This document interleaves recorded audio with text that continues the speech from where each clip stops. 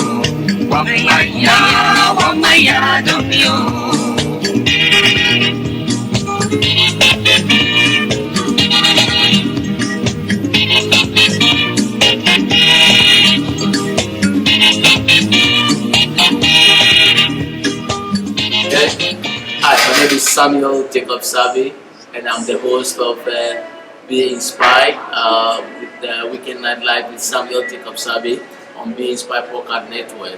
I just want to invite you and your family to tune in every Saturday at 3:30 p.m. Eastern Time and also at 7 p.m. GMT for those across the Atlantic Ocean to tune in to listen to inspiring voices.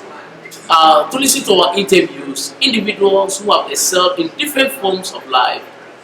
We bring them so they will be able to share their stories, and we know that their stories will have an effect on you. On Being Inspired Podcast Network, our mission and our goal is to empower people from around the world who have attained a certain height and sharing their stories to make a social change implication. Social change is very important. And it is important that individuals, families, society, and leadership spend time to acquire knowledge and skills to help formulate policies and ideas to help shape their communities. That is the more reason why I want to invite you again to tune in every Saturday at 3:30 p.m. Eastern Time and also at 7:30 GMT on Be Inspired Podcast Network. You can catch us up on www.Be-Inspired Podcast Network, or you can also join us on our Facebook at Be-Inspired Podcast Network, and we can have fun. Once again, tune in and have fun. God bless you. All right, ladies and gentlemen.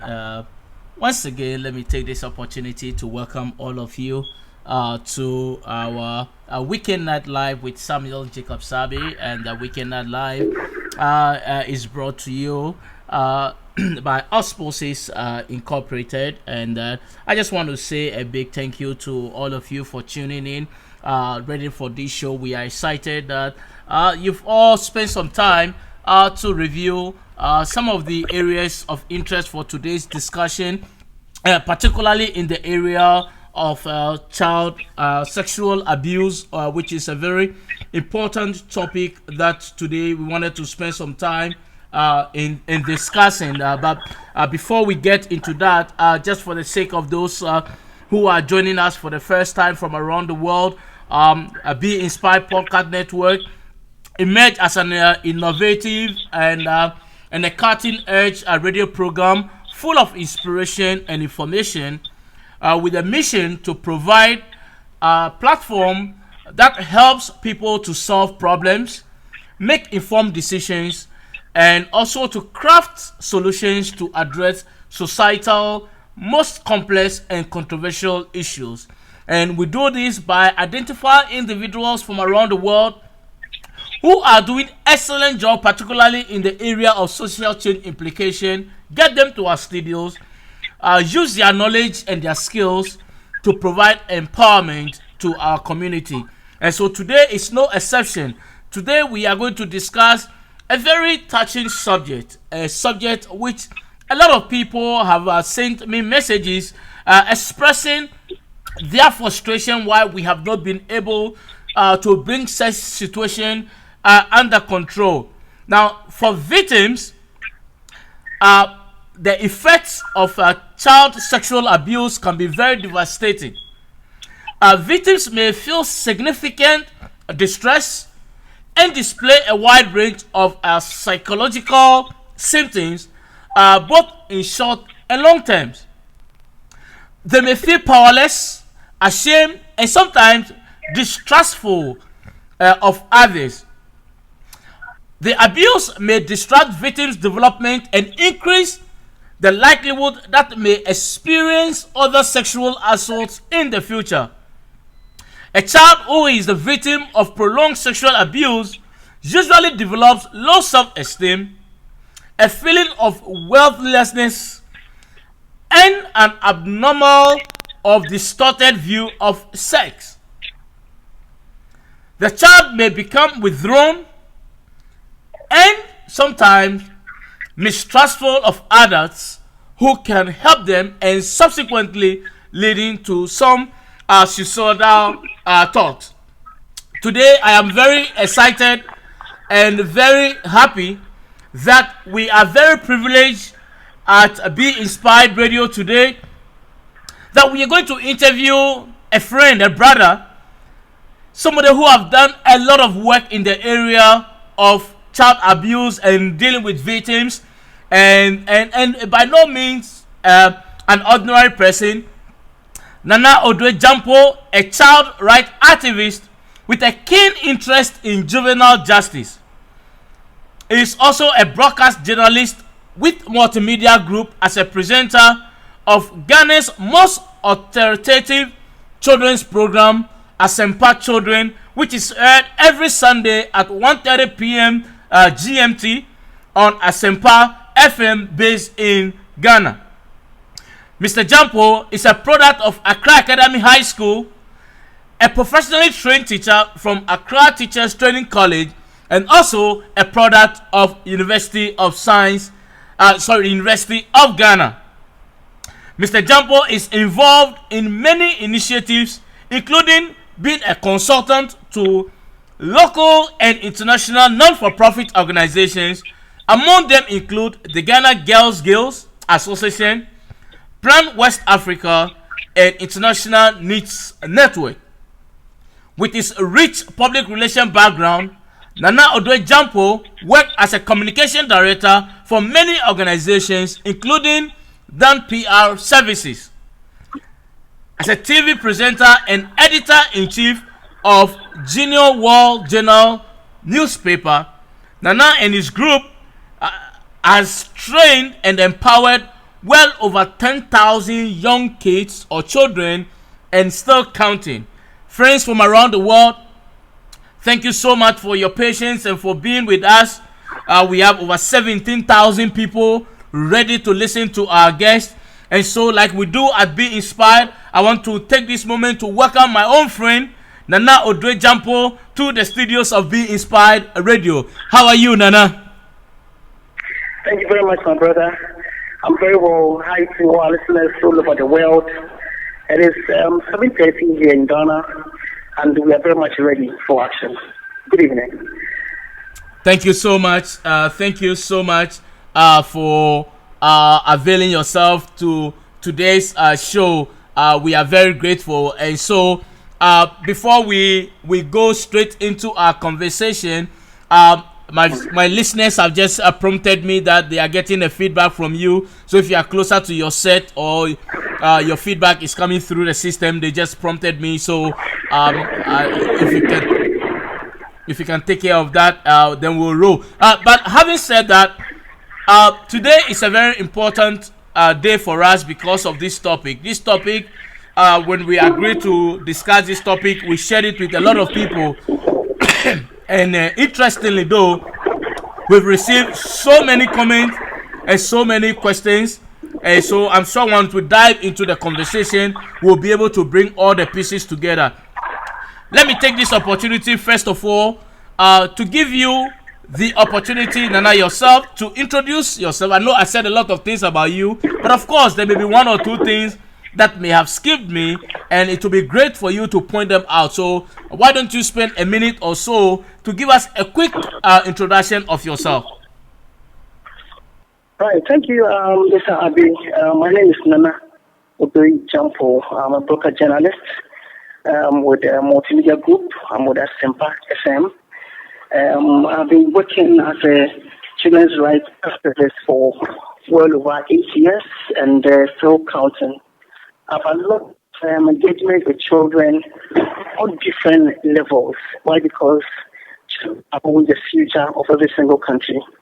And if we joke with children development, we are putting every single country into this array. We've had series of projects and programs for child empowerment, and that's what we've been doing all these years till now.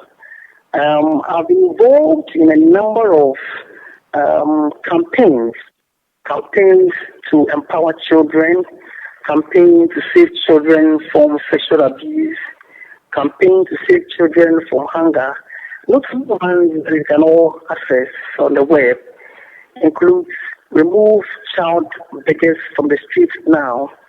This is a campaign in 2017 where Campaigns Africa, where I am the country director, we had to initiate this project to get all these foreign children off the streets for a better life. We also had to run this campaign called Justice for Sexually Abused Children. We did this from 2016 and still continuing.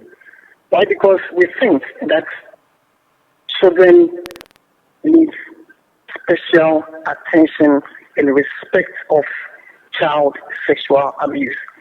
So this movement is all over the country, and we have many others supporting the campaign because it involves the lives of children.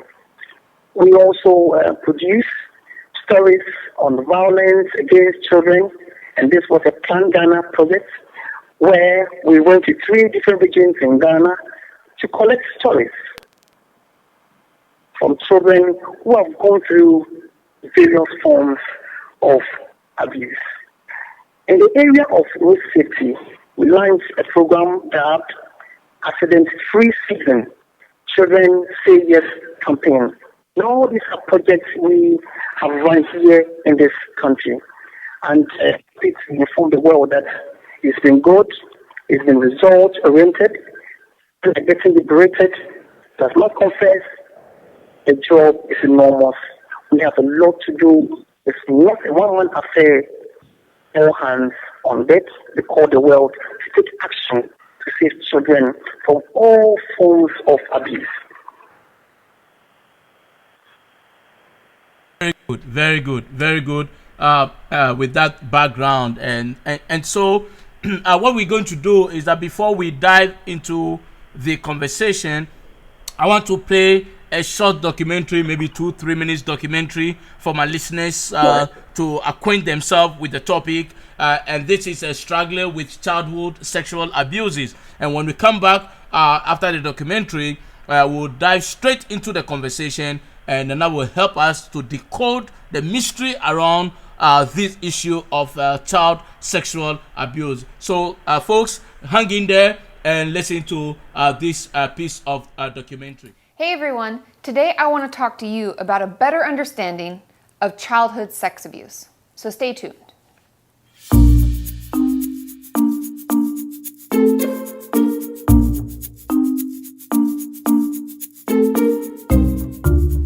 So like I said, today I want to talk with you about childhood sex abuse and what we're learning in the mental health community.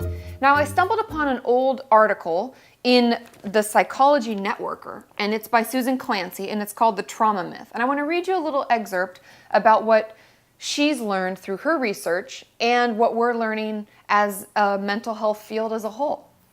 She said, as a graduate student at Harvard in the mid-1990s, I participated in a research study carried out by the psychology department that began in October of 1996 and continued until August of 2005 to interview adults who had experienced sexual abuse as children and learn what effects the abuse had had on their lives.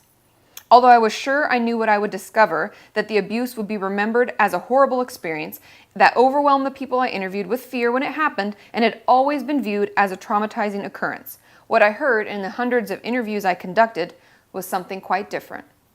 And I really love this article because what she talks about is the failings within our training system as therapists and psychiatrists. What we're trained as in school is to ask our clients what it felt like when the sexual abuse was happening. We're supposed to ask them in detail about how they experienced it.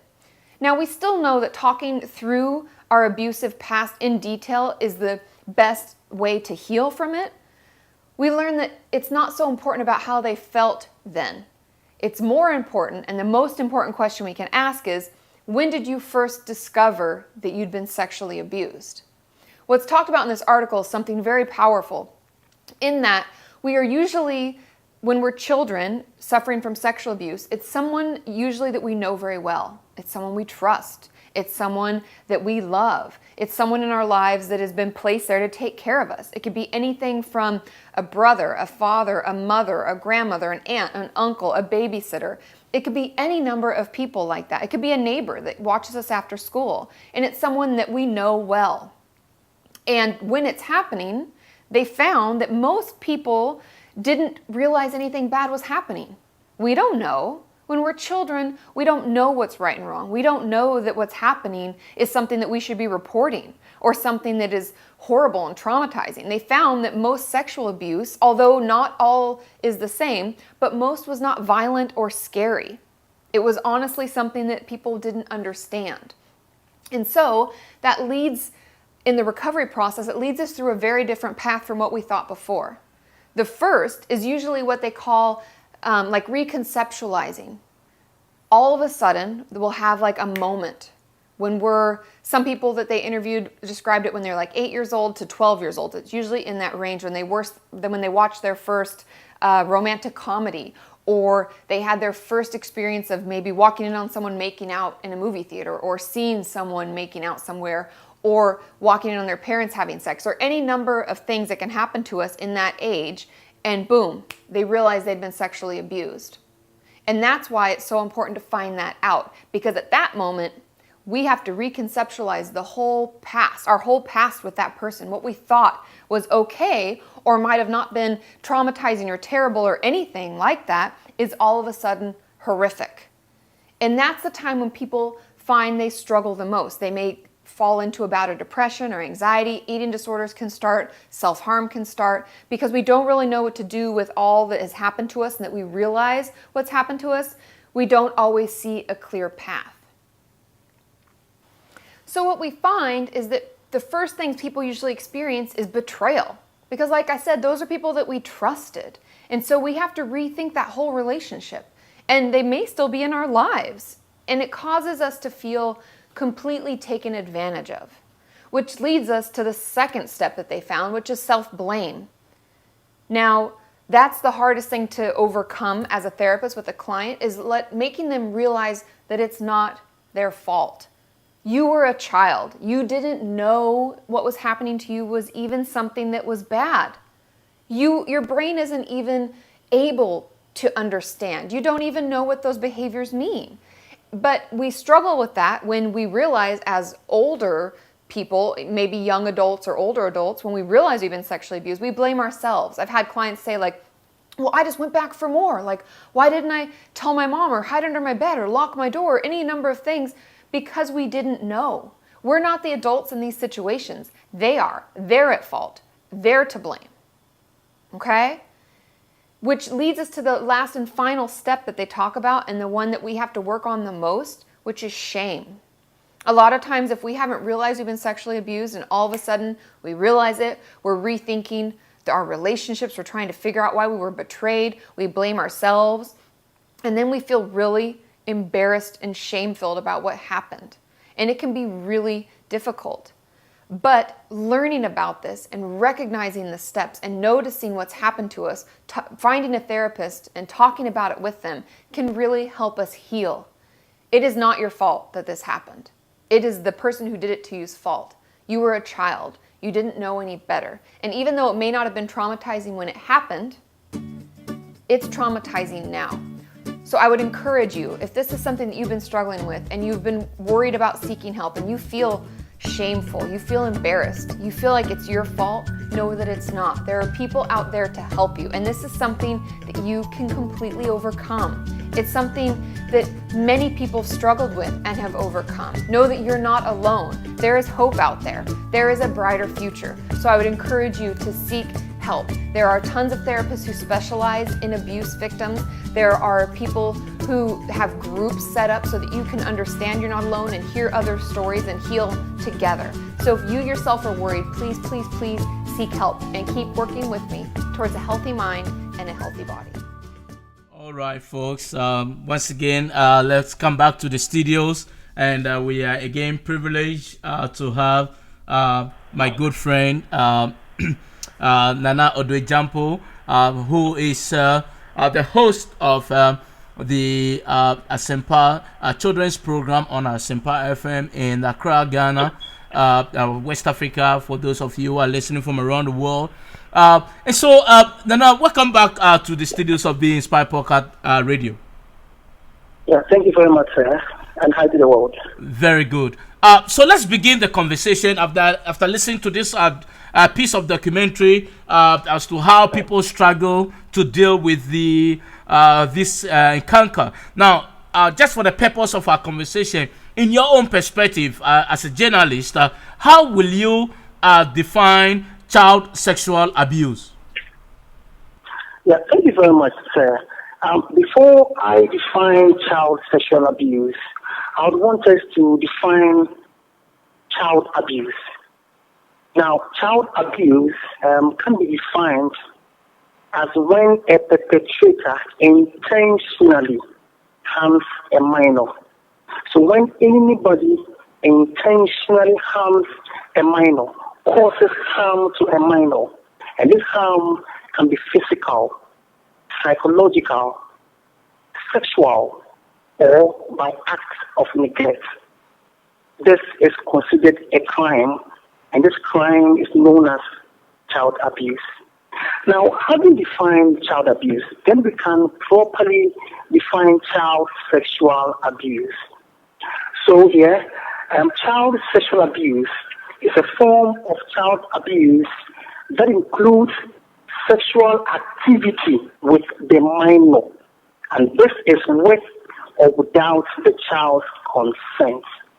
You see, there are some key words when it comes to defining child sexual abuse. We have mentioned minor and consent. Now, by minor, you see, the United Nations Convention on the Rights of the Child clearly spells out who a child is and says that any person 18 years and below is a child. Now, in Ghana, if you're not 18 years, you cannot vote because you are considered a child.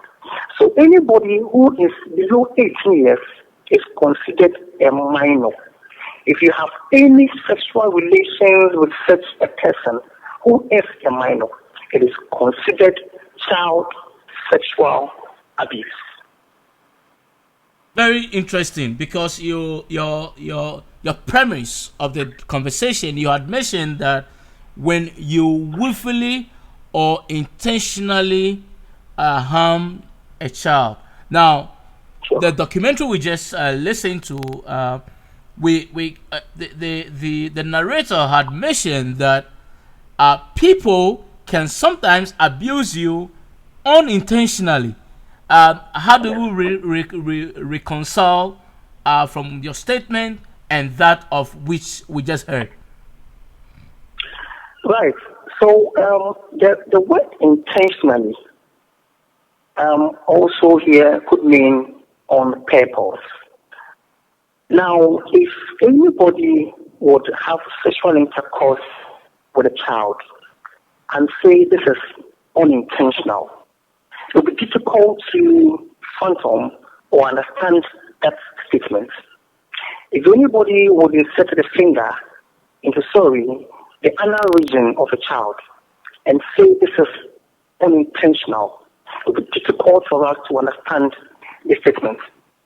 But the point is that if you go beyond what is done in a normal society, then we know this is real, we know this act is intentional or not intentional. For example, if by accident I bump into the child and perhaps I touch the bum or the buttocks, or say the breast, I bump into her and touch the breast. This is unintentional. It is not on purpose. And this is by accident. This is justified. But not when you have sexual intercourse with a child, or have carnal knowledge of a child, or perhaps go further by touching the child in a sexual way. This, we can say, is intentional. And I must confess, this is what we have been experiencing in all parts of the world, in Europe, in the Americas, in Africa, and it goes on and on. The data is alarming. It is indeed alarming, because in preparing for this program, I had researched extensively myself. As you know already, I have worked for many years with UNICEF on child rights events and child rights programs. So the significance of the data available is really scary. That is why this conversation in itself is so important to me, particularly to all my friends at the United Nations who are listening to you right now. Now, but having said that, we are still trying to put the pieces together, and then we'll zoom into a deep conversation. Now, I know the world, particularly the UNICEF, has led a campaign to have some international protective protocols to protect children, and some countries have ratified. I know Ghana, in for instance, before I left the shores of Ghana had not ratified. I don't know, right now Ghana may have. But the question I want to throw out here is that what is the significance of the international protective protocols meant to protect these children? Right. Thank you very much, sir, for this very important question. Yes, the whole world saw the need to come together to protect the rights of children.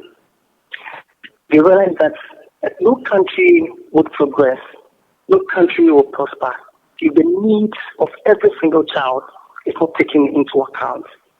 So we had a number of countries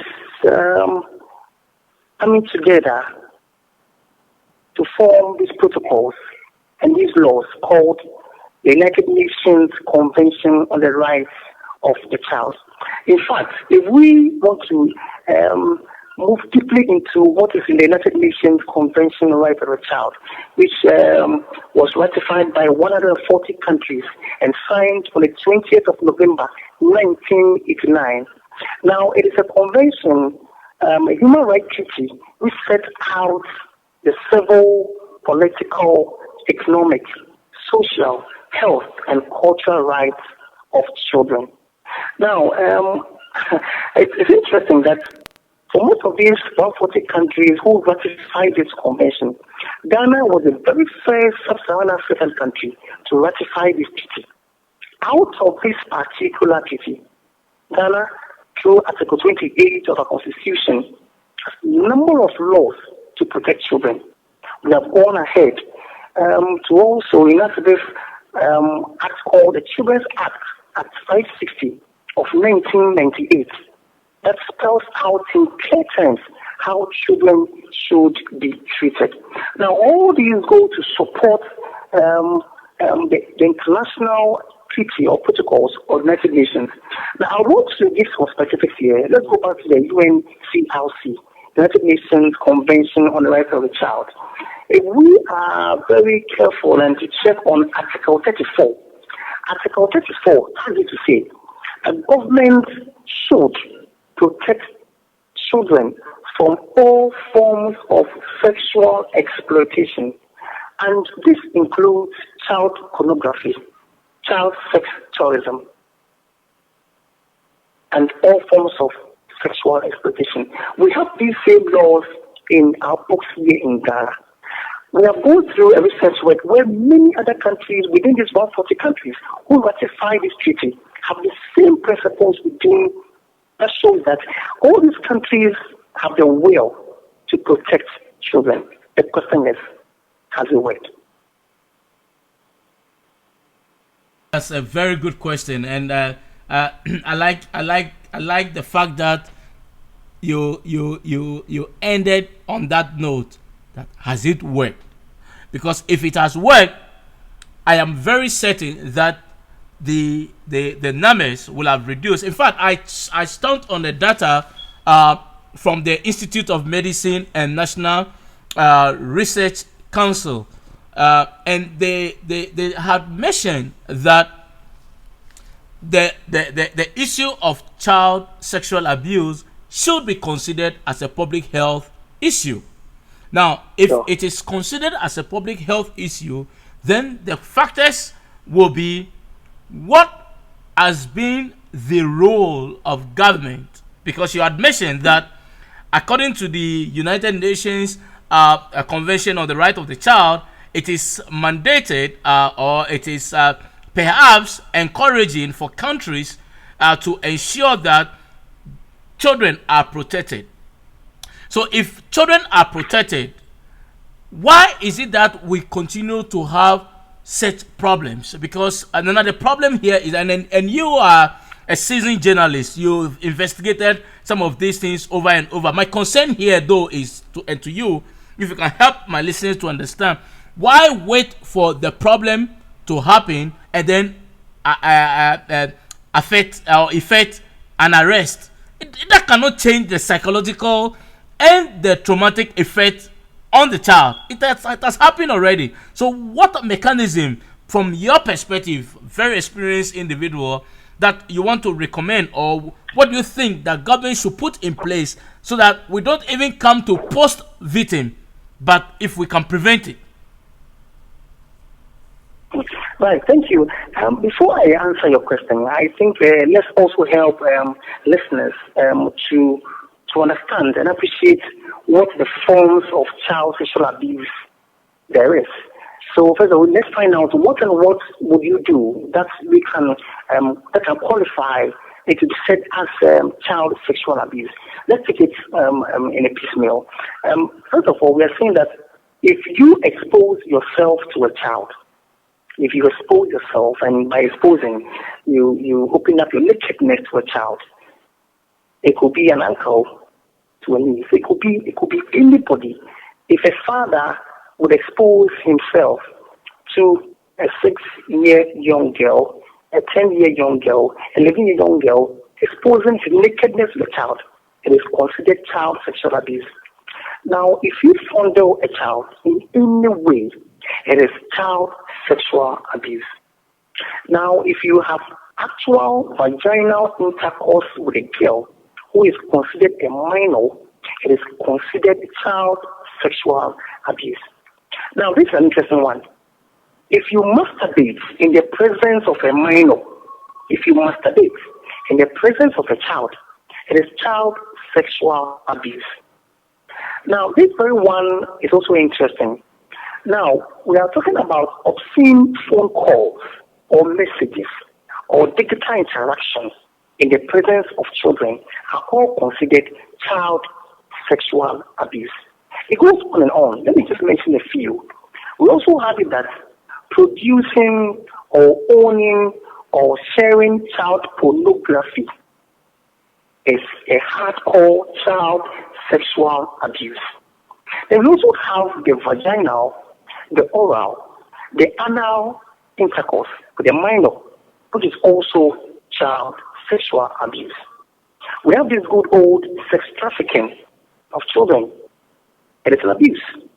And then stroking a child's body part, let's say the nipple, it is a serious child sexual abuse. And most of it, we take it for granted. Now, kissing a child in some parts of the world is considered child sexual abuse. For example, in the African culture, and let me use Ghana, if even when we have adults kissing in public, they are seen in different eyes. So if you kiss a child, it is considered child sexual abuse. Now, keeping toward a child having a bath. You see, they keep on saying, hey, hey, hey, because the predominant cases that are recorded every single minute in all parts of the world, including Ghana, the victims are girls. And they have the highest number of records. That is why I keep saying, hey, hey, hey. So if a young girl is taking a bath, and you people to watch her take a bath, it is child sexual abuse. Let's not take this for granted. It's a very serious thing, even here in this country. Now, inserting your finger or any object into a child's vagina and anus is a serious form of child sexual abuse. The list goes on, it's numbers, hundreds of hundreds. These are all forms of child sexual abuse. So if you have tried this in your lifetime, then you should know that you are a perpetrator. Soon we'll be delving into who are these possible perpetrators, who are these people who do this with children, and you'll find out that the very person close to you, the listener, it could be your brother, it could be your pastor. When we get close to that side, we'll get to know who are these people who are abusing these children, doing all sorts of things to children. And we're finding out the dimensions. How is it different from Africa? How different is this from Europe? How different is it from America and parts of the world? Even within the Islamic community, what are the effects of these children? So these are some of the things that we need to know about the forms of child sexual abuse. Now, let me attempt to answer the question, my brother. So the question is, so why do we have to wait to this far before we get them reported? In fact, in the nations where we say they are civilized countries, let me use the Americas, there are records of over 39 million people who are living with sexual abuse. Some have become adults, some have become in their old ages, and they have suffered sexual abuse. Most of these ones have kept quiet all these years until their old age. The question is how? In Africa, it is much worse.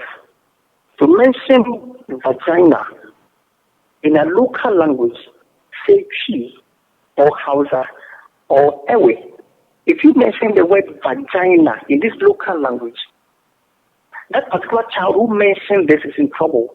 So that very day, the child will forfeit his or her meals because he or she mentioned vagina in Chi, in Ga, in Hausa, in Ewe. It is an abomination, even in this modern 21st century. So you see, our own systems and traditions and culture is supporting many people who are sexually abusing children. Religion is one of them. It is one area where there are lots of abuse cases because there's a popular saying from people that touch not my anointed. Many of our so-called men of God, so-called prophets and prophetess are sexually abusing children in the name of God because they have the Bible in their hands as machine guns. Whatever they command, these children cannot say no. They have to comply. And when it is done, They are told to shut up. This is what is happening here.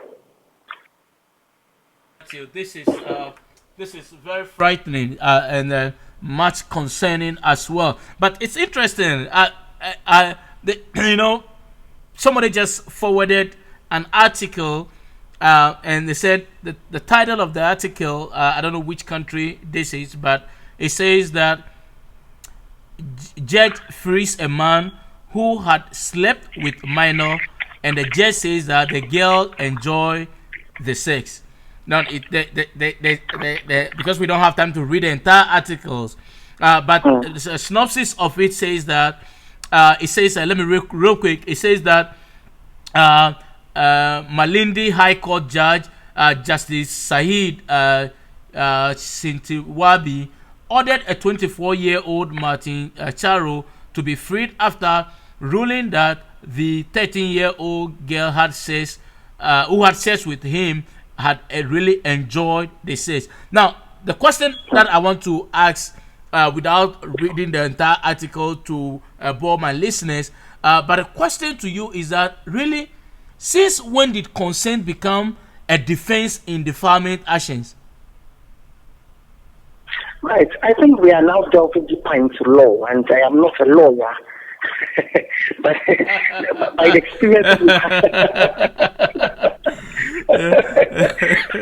now let me just relate some of the experiences we've had and to make clear what our laws say and how our laws define sexual violence against children. Here in this country, Ghana, you remember from the beginning I mentioned the word consent. If any child 16 years and below either consents to sexual intercourse, the perpetrator is culpable. If the child says, yes, let's do it, or even no, stop, don't do it.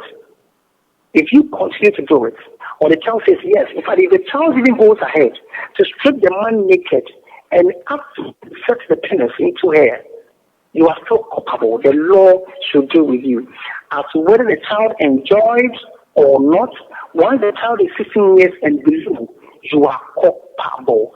Sometimes when we go to the courts and sit in the cases, now what the perpetrator says is that, oh, she's my girlfriend. We've been dating for the past 2 years. I care for education. I care for her family. No, the law is explicit. It's clear. The child is below 16 years and cannot consent to sexual intercourse. So in this country, that case would not have that ruling for judge to say that yes, the child enjoyed the sex, so the case has been thrown out. This will not work here in this country. Now, what works here, and most of the things I cry over, is that there's so much influence when these cases come up, all because of poverty. Most of the children who are sexually abused have issues with income. The jobs of their parents are not strong enough to support the families. So sometimes parents trade sexual violence with cash. So anytime a child goes through such acts of violence sexually, parents think it is time to make money. Then their demands go high. They charge 10,000 Ghana cedis, 5,000 Ghana cedis, 20,000 Ghana cedis to equate the harm to the child. This is what happens here in this country. Wow, that's that's very frightening and disgusting and unacceptable. But of course, I thought you hit the nail right on the head, because sometimes when people become disempowered and when poverty set into people's life, it's unfortunately people do all manner of things just to survive, and people have taken advantage of children in the name of providing care for them. That leads me to a question that has come, because now I wanted to go into the questions, but before that, Derek from Accra said, I want you to let you know that he's listening and you are his boss and he supports the work that you are doing. So that's a greetings from Derek to you, Nana. But having said that, now let's go into the question, and this is coming from Robert in Australia. And Robert says that God bless you, Dana, for the work that you are doing. Wow. I have listened to your show a few times on Asempa FM all the way here in Australia. But I didn't know this side of your experience working on this subject. It looks like you have absolute authority on the subject matter, and thank you for doing this. My question to you is that, from your own experience and knowing that you may have interviewed a lot of victims and their parents, what role do you think that our culture, especially those in the African region, what role do you think that the culture has played in hiding some of these cases without necessarily bringing them to light? Right. Thank you very much, and I say thank you to my friend in Australia. It's interesting to have such people listening to programs as far as Australia, and I must say it's a joy, and it motivates me to work harder in the interest of younger generations. So thank you to Derek in Ghana, and of course my friends in Australia. Now let's handle the issue: the cultural influence of sexual violence, child sexual violence. Africa has a rich culture, and this is a culture we appreciate. Our culture and our tradition defines us as a people. We love our culture, we love our food, we love our language, we love the things we do, and that binds us together. Our festivals are unique, and we have many people all over the world come to Africa to enjoy our rich culture and tradition. But you see, the question is, which part of our culture impedes the growth, survival, protection of the younger generation of children? Here in Africa and Ghana specifically, if an adult is talking, it is expected that every child should shut up. It doesn't matter what the child is saying, the word is shut up. In the midst of adults, a child has no right to state what he or she wants for herself. If it's about food, we are eating banku and pepper. Shut up and take it. Now, if it's about anything around your genital area, let's say a girl child is experiencing some itches in the vaginal region or the anal area, you dare not complain to your parents, and it's considered a taboo. As soon as you mention anything in connection with your private body parts, we say you're a sport girl. That very evening, if you're not very careful, mommy will pepper you. Mommy will put some pepper into your thing for you. So you see, these are all things that impede the developmental progress of African children.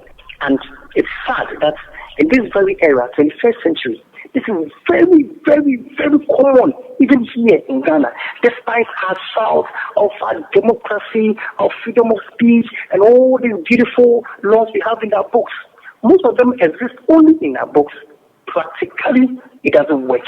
It goes nowhere because we have allowed outmoded culture and tradition to affect the life of our children negatively. We still know what we call the depot tradition. Some of the traditions lead children into adulthood. Some parts of this country, when children get adolescent age, they are initiated through some rites. And these children are dressed up, groomed within confinement, and brought out in the open with their breasts popping out in the showing the world that we are now matured. You see, these traditions expose it to adults. And that is why most of these irresponsible men we have in this country would have their selection of their children. In the next few months, these children get pregnant, and the question is, how did you get pregnant? It happens every now and then. The sad truth of the matter is that very few of these cases are reported. Because for a child to report this case is something else. Even to report to the parents about what has been done to the child is difficult because our system does not support it. Our books allow it, but practically it does not support it. Ideally, an American child could pick a phone and call security. I have been sexually abused. Here in Ghana, or some part of Africa, which child would you go to the police station to report a sexual abuse? The thing is, you dare not. 1 in 10,000 can do that because the empowerment level is low, and we don't encourage our young children to take action when these things happen because you cannot mention the private body part in public. How much more to report? Sadly, have witnessed occasions when some children who were bold enough through empowerment have gone to the police station to report the case, and the police themselves make mockery of the children, and they ask you, what happened to you? What did you do? The child says, he had sex with me. Where? So the police expect the child to, draw the skirt up, and they attempt to even touch the vagina. You see, so if these stories come out in there, how many children will be bold enough to report these cases? So our customs and traditions do not allow children to have that free will and power to report these cases to authorities, not even to the traditional rulers.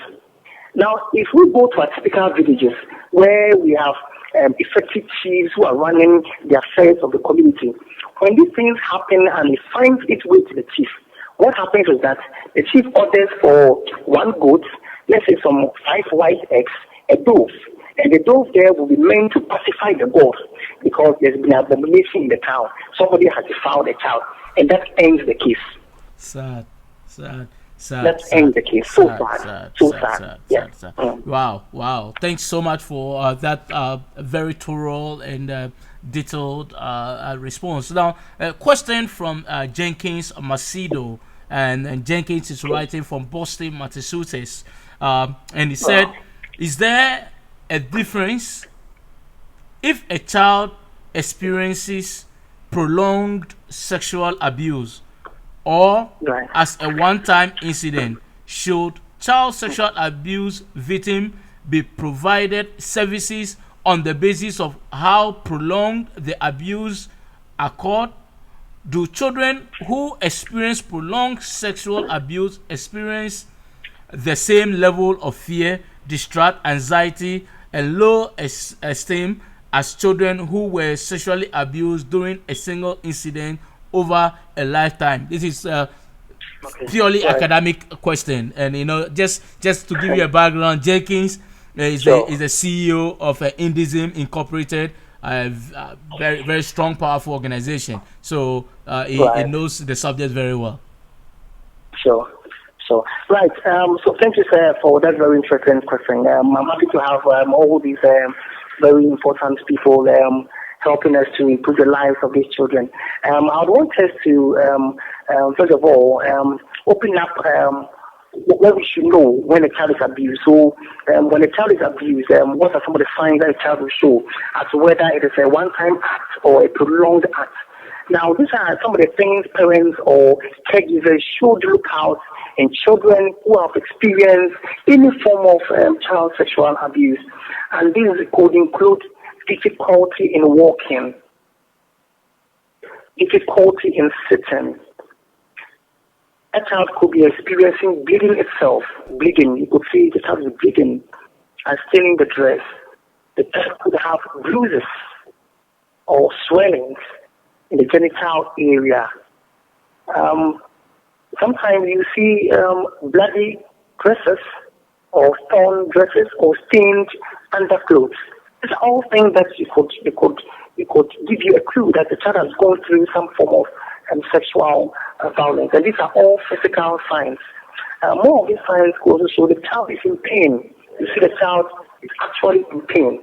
Or the child is experiencing some itching within the genital area, or complaints of some burnings in the genital area. So aside the physical signs you could see, you could also have a child, depict such behavioral signs. If when a child develops some form of phobia, all of a sudden the child is developing some phobia, some fear for men, or fear from other things, and this is unusual. The child could also experience drop in grades. So all of a sudden, this child is not performing at school. Her concentration is down. We could also have times when these children would experience unusual aggression. The child becomes aggressive or becomes unusually calm. Sometimes these children go to bed and they have nightmares. They wake up at night and shout. You ask what happened, they say nothing. Many a time we have this sexual victims bedwetting. So your child is not bedwetting, but all of a sudden you realize child is bedwetting. Find out what is happening. Sometimes you see these children running away from the center of the act. For example, running away from school. It means something has happened in school. The child doesn't want to go to school again. Sometimes you moving away from the church, or other times moving away from family gatherings. These are all signs and signals to tell you that a child has gone through some form of abuse, and this could be sexual. Now, having said this, let's now handle the issue of one-time acts and prolonged acts and its effect on the child. All what I have mentioned here, as to whether it's been prolonged or one time, has serious implications on the total development of the child. If your child goes through any of these behavioral signs or physical signs, the child's life will never be the same, as whether it is prolonged or one time. The debate about prolonged or one time, I think, should not be encouraged here.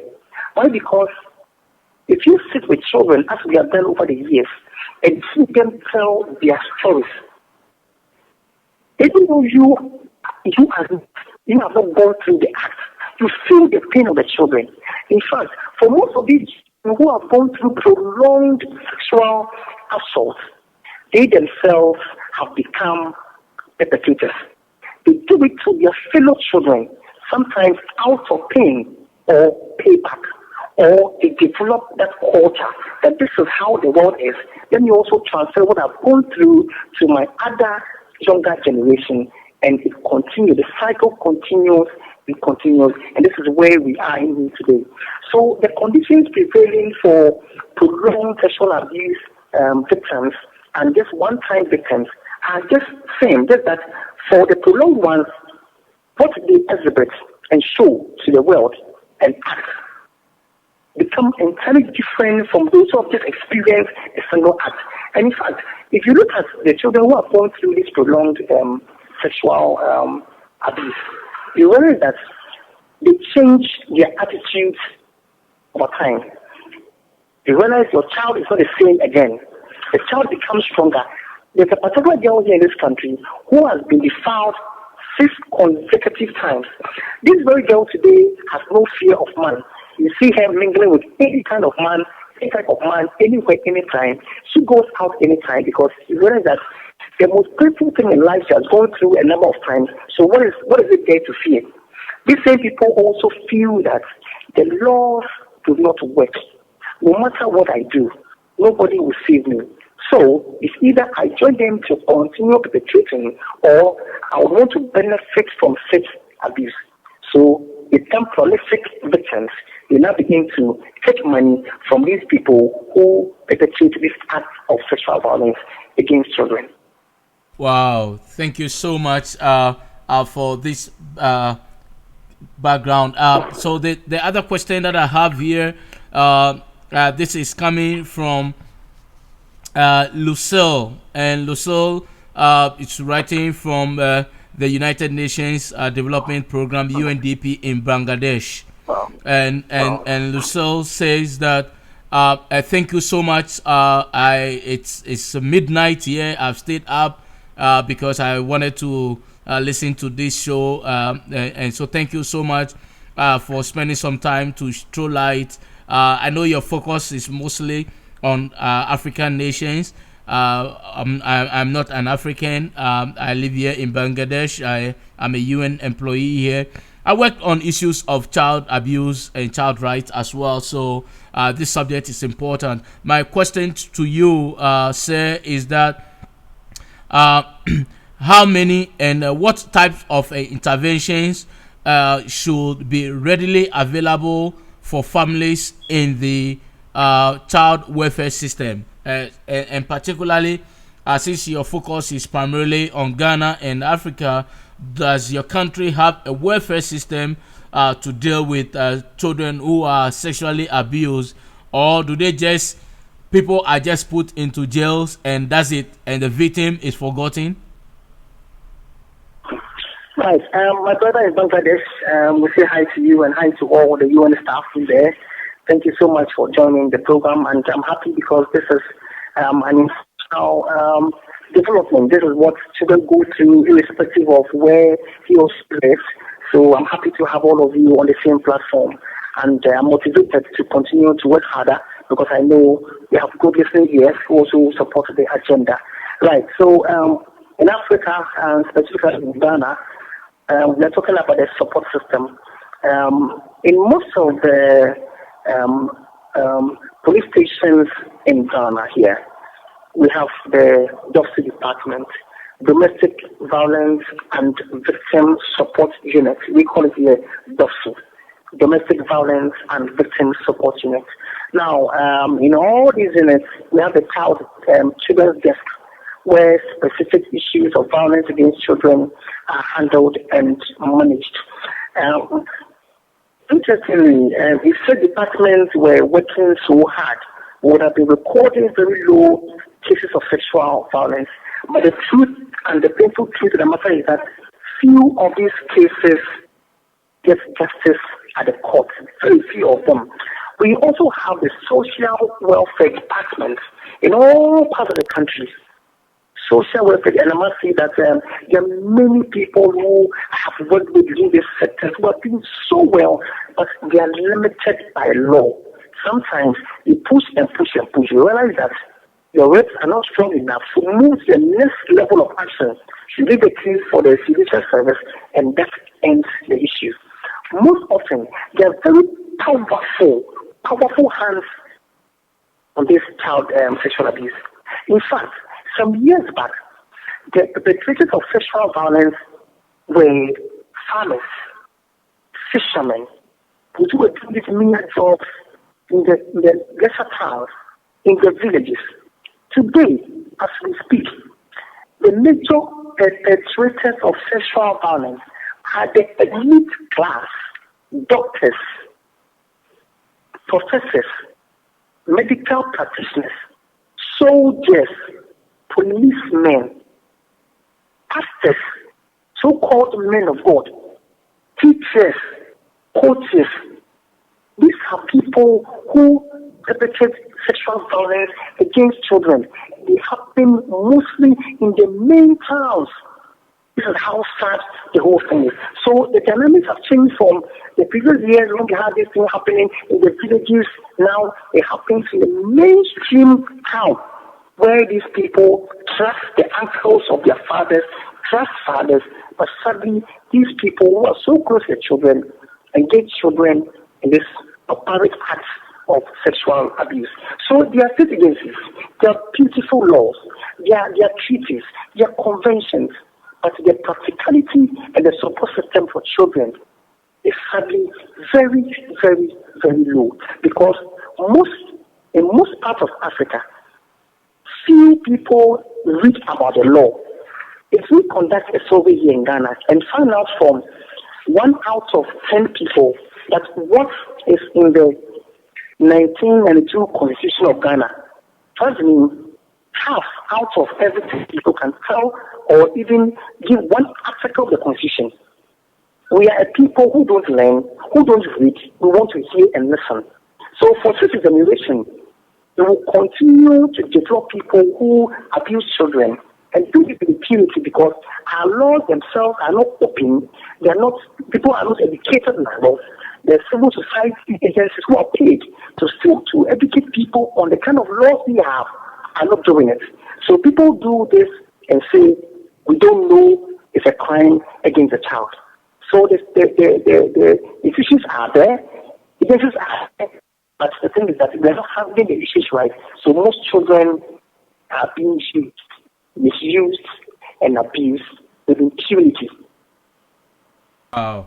Wow. Now, this question is coming from Bangura in Sierra Leone, and I think Bangura is doing a follow up of what you just said, because Bangura had said that uh, you were spot on by saying that the issue of perpetrators of child abuse is no longer in our villages or in our communities, but those that are well respected in our society have for many years been the perpetrators of this child sexual abuse. Please help me understand this. How is somebody called a pastor, a reverend father, a minister, how will such a person be such a wicked person to stoop low and have any form of sexual abuse with a child?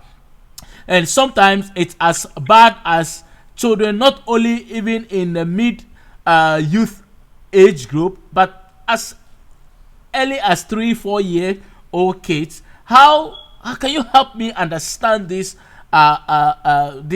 situation? Because even when the Catholic Church publishes its memoirs and mention that there have been child molestation among priests, this blows my mind, and I still cannot bring myself together to appreciate such a horror and pain. So, sir, if you can help me understand this process, what is going on in the minds of these people? Are they psychologically correct?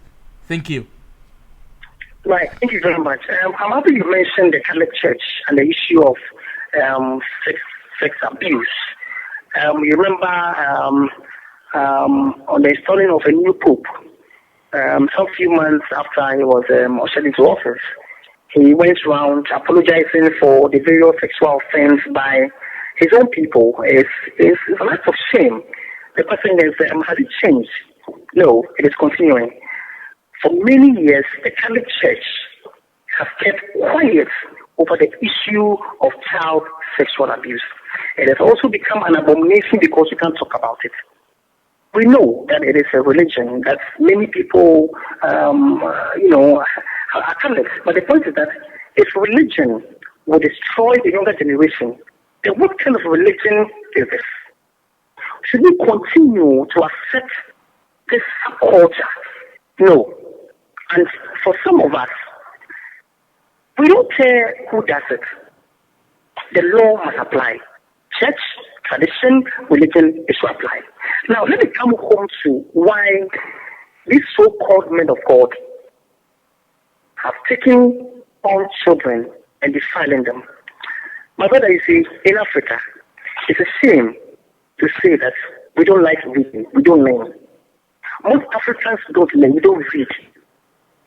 I can say on authority that even some of those who are in authority and they are ruling other people in constituencies, some are district commissioners, some are perhaps members of parliament, some could be district commissioners. There are some of these ones who don't even read. We love to hear from people. And for religion, it's all about prosperity. You do this, you get this, you travel here, you have these children, and we are happy to hear. We don't read what is in the Bible. So for most of the time, we worship these pastors. We don't worship God. God is secondary. If I have an issue, instead of praying to my God, I call my pastor. If something happens in my family, I don't have to talk to God. I call my pastor. So our pastors have become our gods. So we worship our pastors. It's the reason why here in Africa, the pastor is paramount than any other family member. So here, they are destroying families in the name of witches and wizards and this and that. So we see that religion is destroying us as a people and it has transcended in our children. Let me give you an example. 4 years ago, I think it's 5 years ago, there's a place in Accra, as far as the central region. There's a pastor called Pastor Boachi, who had a church at Kaswa Peace Town.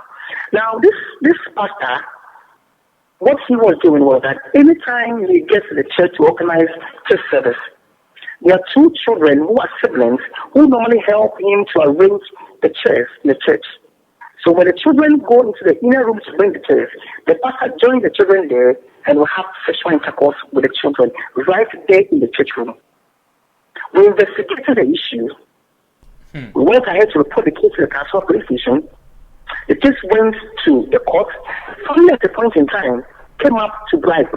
They wanted to pay close to $5,000 so that we could just drop the case. But we were strong enough, we pushed the case, we went to court. Couldn't believe it. The gentleman in question was sentenced to 6 months in jail. 6 months. Wow. And offered and asked to pay 300 Ghana cedis. 300 Ghana cedis. Sad.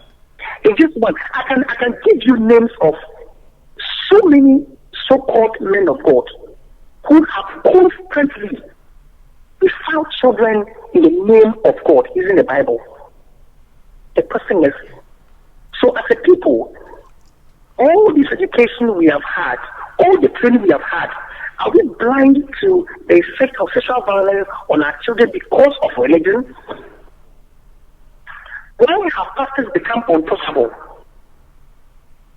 You can cite what one gentleman pastor is doing in Ghana called Odoi.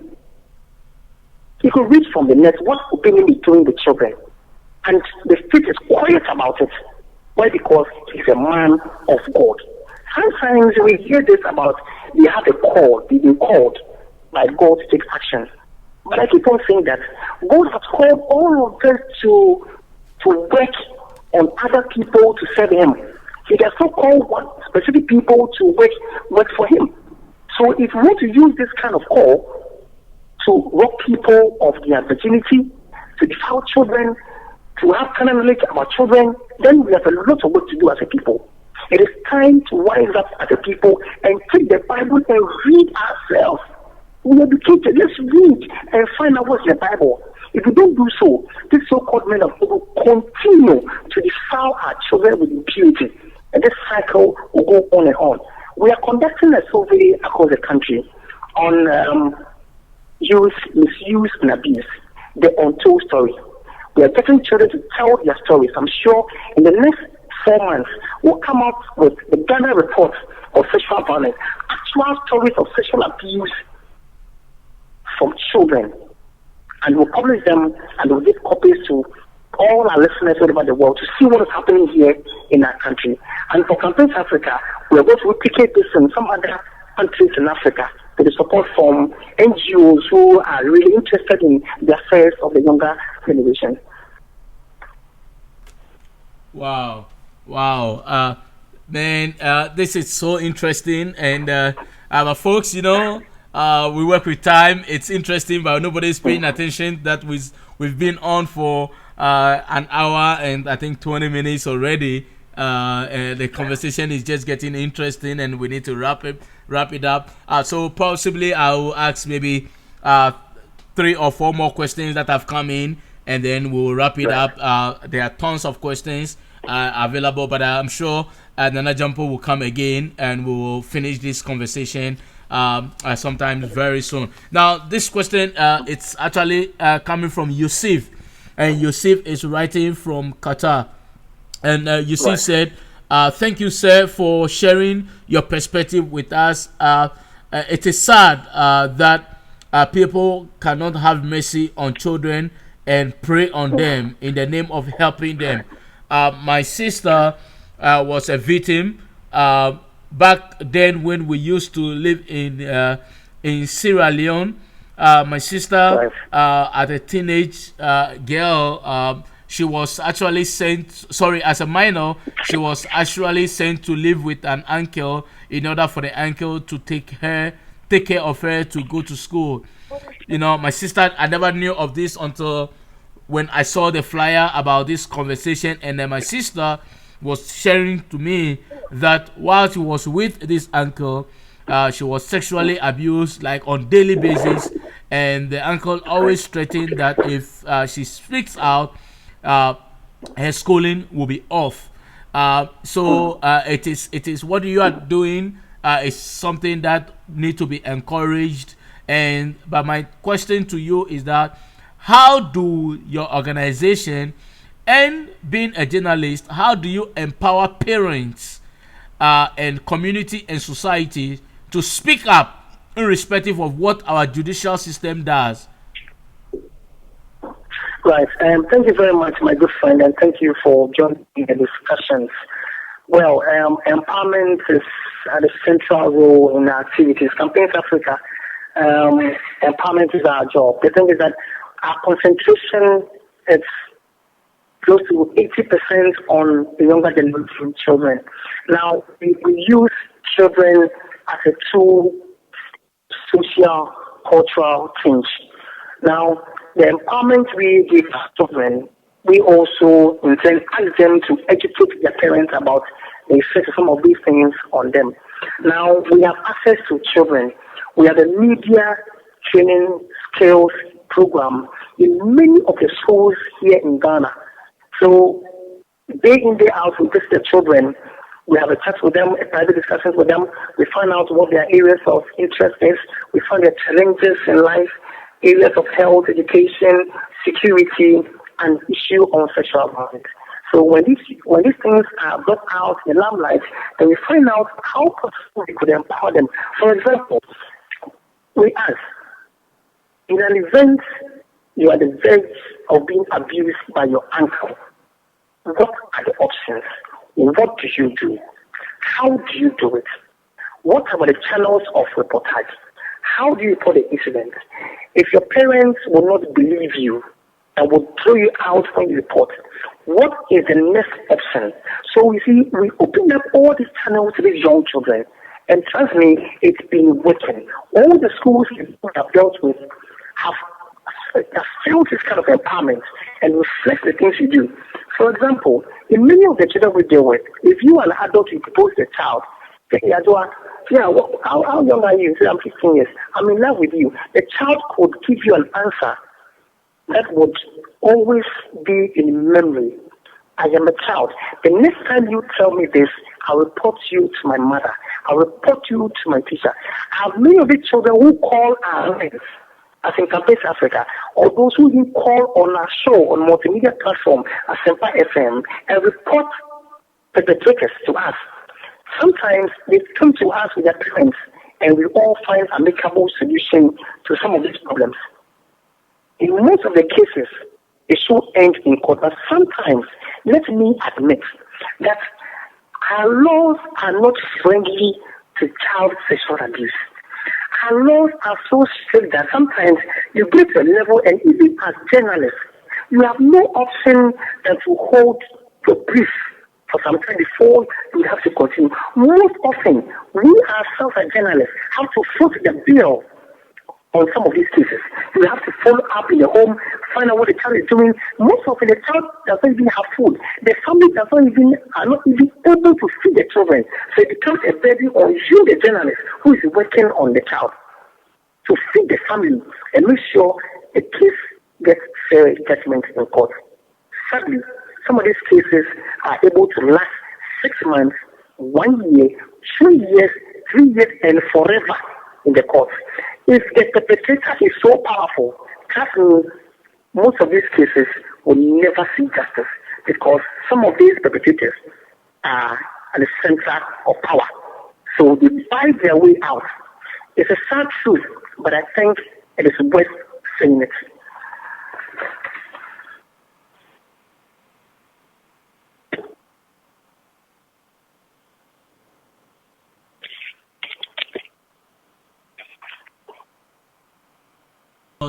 Awesome. Great. So the other question that I have here, I was trying to sort them out so that we'll go to the other regions where we have not been to. So now let's go to Kenya, and this is coming from Imbesa, and Imbesa says that child abuse is so common in Africa, and I wonder why it has become an acceptable behavior among our leadership. People who are entrusted with power and authority ends up abusing people. And what do we see? Just as you mentioned, our court system either throws the case out or fine the individual with an insignificant amount of money, either with lesser jail term or no jail term, and yet the victims are left to deal with the emotional and psychological situation for the rest of their lives. My question to you is that what is your organization doing to help the victims? Because I want us to pay attention more to the victims than the perpetrators. Right. Thank you very much, my good friend in Kenya, and hi to all my friends in Kenya. I'm sure by the end of the year I will visit Kenya and share with them some of the experiences. Now, victims. Let me still go back to what happens in Ghana. Now, if a child is sexually abused and the case goes to court for prosecution, if the judgment and the perpetrator is sentenced in any form, it leaves the child hanging.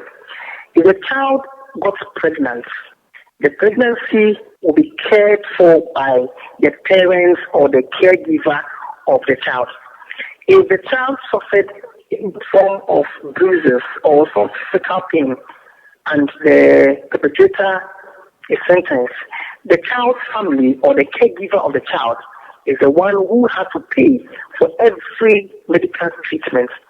If the child suffers any form of sexual transmitted disease, it is still the family or the caregiver who would have to bear the cost of all medical. In fact, one very sad one that I would want you to all get to know, and I think the federal government should be serious about this. If a child is defiled and reports the case to the police station, domestic violence unit, you are supposed to pay for your medical assessment. The child has to go to a doctor to check the degree of the effect or the degree of the sexual assault, and you are supposed to pay. So most often, that amount of money charged by the doctors,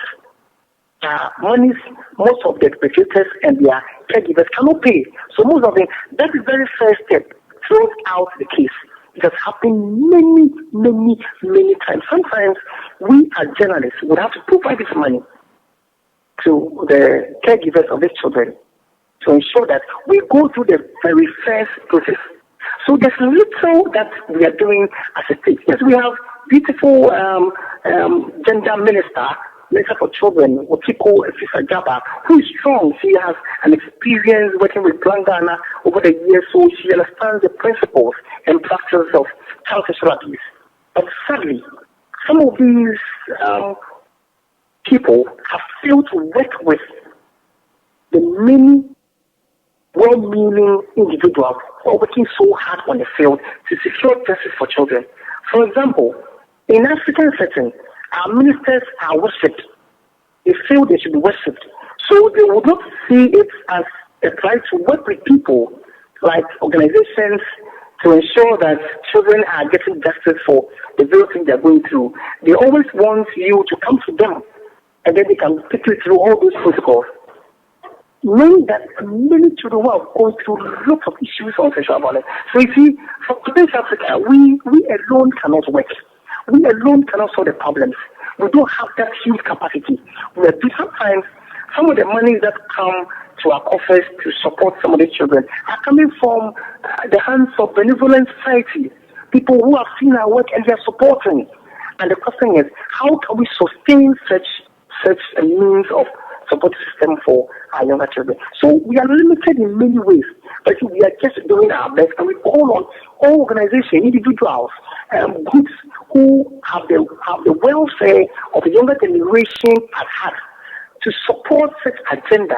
Because if we keep quiet on this today, trust me, it will affect your child, and by that time, it will be too late to question the system.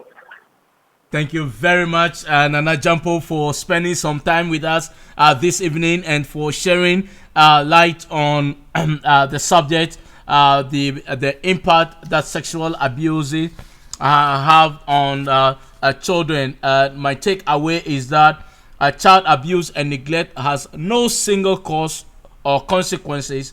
Therefore, tackling the problem strategically at a multiple level is required to make a substantial impact on the problem, particularly amongst children. I want to take this opportunity to thank all followers of Be Inspired and all those who have listened from all over the world, particularly my folks at the UNICEF office and then also the United Nations office in Bangladesh, for staying up and for providing tidbits here and there and the backdoor questioning and clarifications. I sincerely appreciate all of you, particularly Nana Odoi Gyampoh. Thank you so much for availing yourself and speaking to our audience today. Like we always do here as our culture, we always come back to you and give you the opportunity to wrap it up for us with a few recommendations, and then we'll call it bye. Yeah, thank you very much, sir, for the opportunity. Also, thank you to the world for following up on this issue. Let's continue to address the issue of sexual violence against our children. The future of every single country lies on the development, total development of the younger generation. And if we take it for granted, we'll live in sorrow tomorrow. We'll urge all civil society, individuals, groups, organizations, countries, to respect the rights of the child. Children are the most important in our societies. They define our future. So let's work hand in hand to support. If you see a girl child, please, she is not a sex tool. She is not a sex tool. If for any reason an adult would want some sexual favors, you know where to go to have it. Let's not misuse, and abuse children in the name of desire, in the name of worship, in the name of the Bible. It is shame to continue to destroy our younger generation. Let's continue to work hard to push the agenda of child support system. Countries who are not serious about the agenda of children should set up from now. Let's all put it together. Let's all not sit back. If you hear of any case of sexual violence, please, it is time to speak out. Let's speak out against sexual violence and support this agenda. I want to say thank you to all of you who joined me on the show. Thank you very much, and for calling my attention on the issue, and of course inviting me to be part of the world panel. Now, especially to Ghana, who's doing a great job here on the issue of sexual violence. To Ghana Girl Guides Association, the Chief Commissioner, Sakia, for doing a great job. International Network, for also doing a great job here. Also, a Temi Foundation, doing a great job in the North. And also, we say thank you to Because I Am a Girl Foundation, run by Karen Odoi. Of course, to all the players of the child's rights industry, not forgetting children's department, who works with children's department, with Fisher Java, who's the gender minister, and called by Kapia, who also works with children. Let's continue to work to support children in all parts of the world. Thank you very much. Mr. Hannah, being with you today. Thank you so much, folks, and God bless you. Continue to enjoy and keep your dial on Be Inspired podcast and have fun, and we'll talk to our guests offline. God bless you guys. Welcome to Weekend Night Live, hosted by Samuel Jacobs Abbey, where we play music, talk shows, and interviews on Be Inspired Podcast Network. Stay tuned and keep your dial on www.beinspiredpodcast.com. Don't forget to stay connected, be inspired, be unique, and be different.